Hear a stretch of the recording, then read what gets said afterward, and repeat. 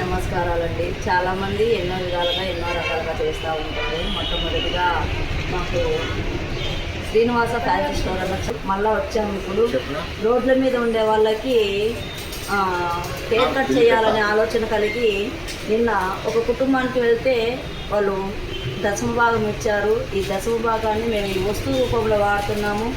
ఏ ఒక్క రూపాయి ఇచ్చినా కూడా వ్యర్థంగా కాకుండా దేవుని పనికి వాడేదానికి, మంచి పనికి వాడేదానికి మేము వాడుకుంటున్న విధానం బట్టి దేవుడికి మహిమ కలుగుగాక.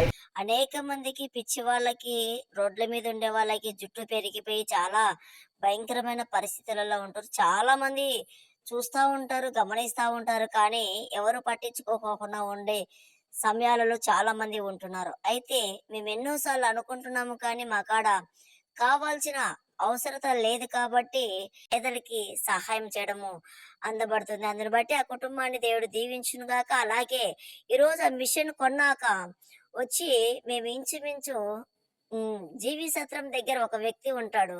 ఆ వ్యక్తికి మేము కటింగ్ చేసి ఆ వ్యక్తిని సిద్ధపాటు చేయడము జరిగింది. ఎవరైనా మాకు సహకరించాలనుకునే వాళ్ళు ఫోన్ నెంబర్లు కింద ఉంటాయి. ఖచ్చితంగా మాకు కాంటాక్ట్ కండి.